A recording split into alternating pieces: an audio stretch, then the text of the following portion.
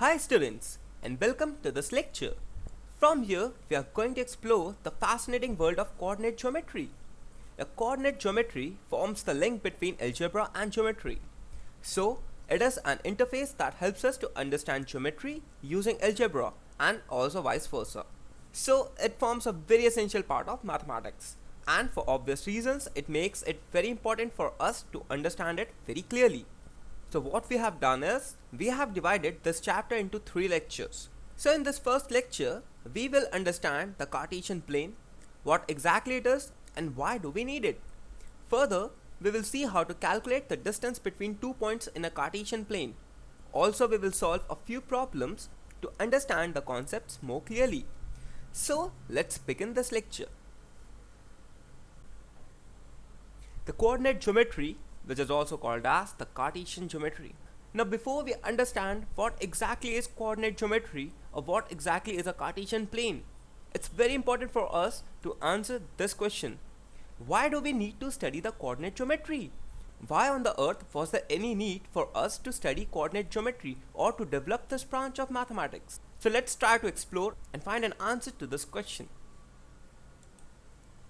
Now let us say that this is a piece of paper and there's a point P located here.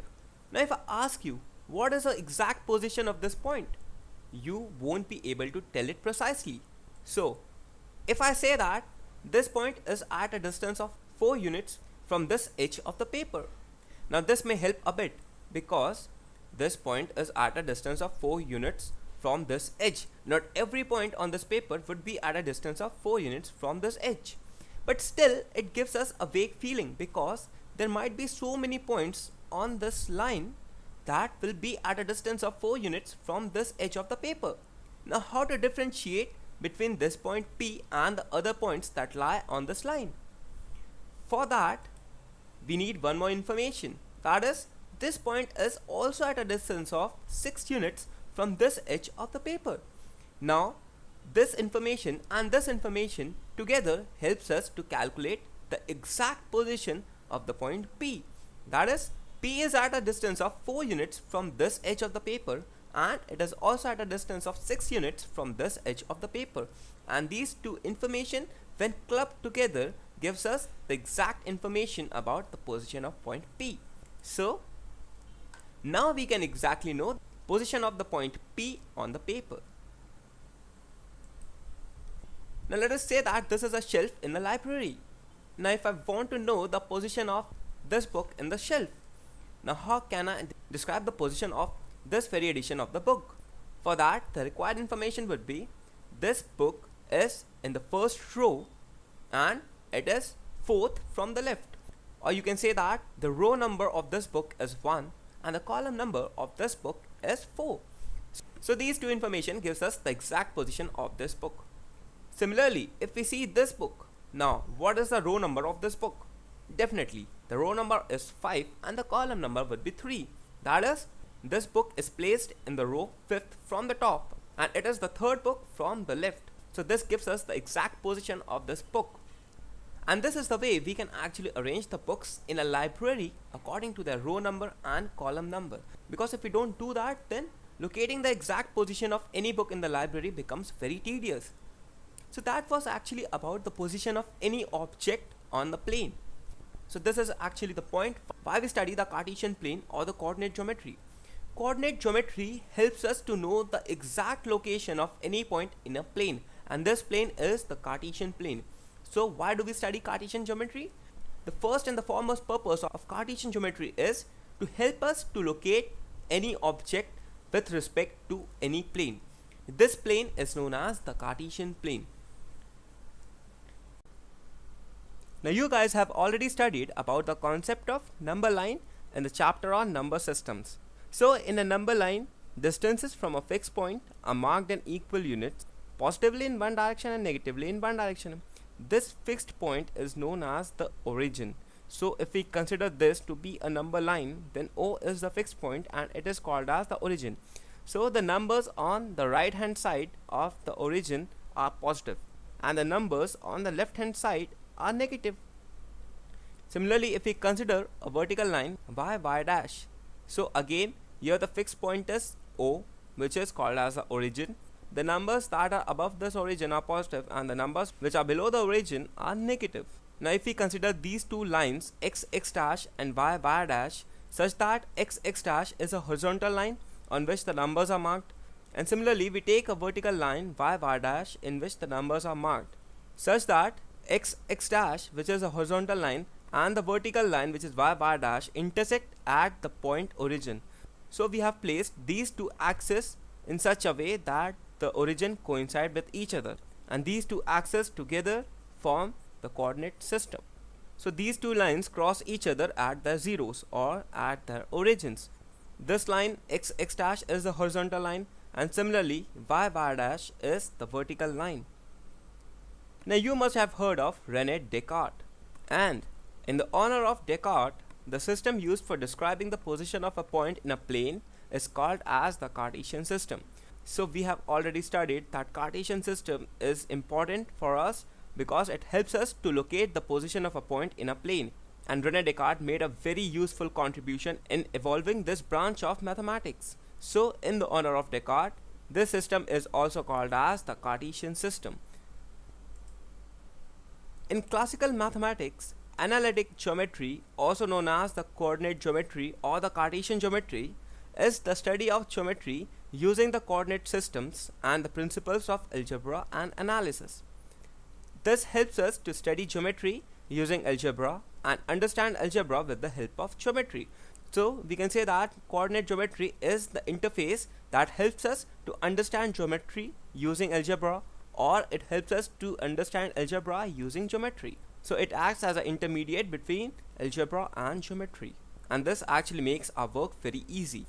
So because of this, coordinate geometry is widely applied in various fields such as physics, engineering, navigation, seismology, and art. So we've seen that coordinate geometry acts as an interface between geometry and algebra, and because of this, it is widely used in various fields such as physics, engineering, navigation, seismology, and art. Now let's study about the Cartesian plane, and this is the plane in which we would be working. So consider this line, which is x x dash, and this is the horizontal axis, and similarly we consider the vertical axis, which is y y dash, and O is the point of intersection of these two axes, and this is known as the origin.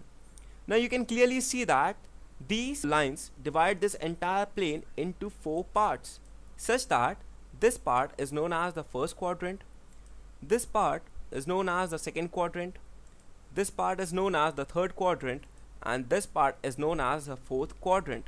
This is called as quadrant because the plane has been divided into four parts. So this is the first quadrant, this is the second quadrant, this is the third quadrant, and this is the fourth quadrant, and all the points would lie in any of these four quadrants.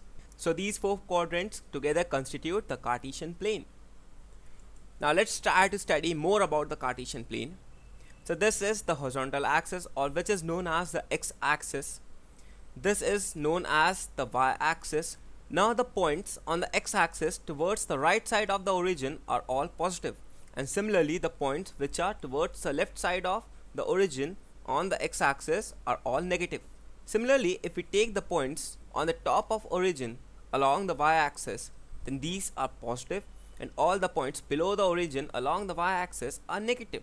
So if we consider any point P2, 3, then this is the distance of this point from the y-axis. Similarly, this is the distance of the point from the x-axis. Now this point definitely lies in the first quadrant.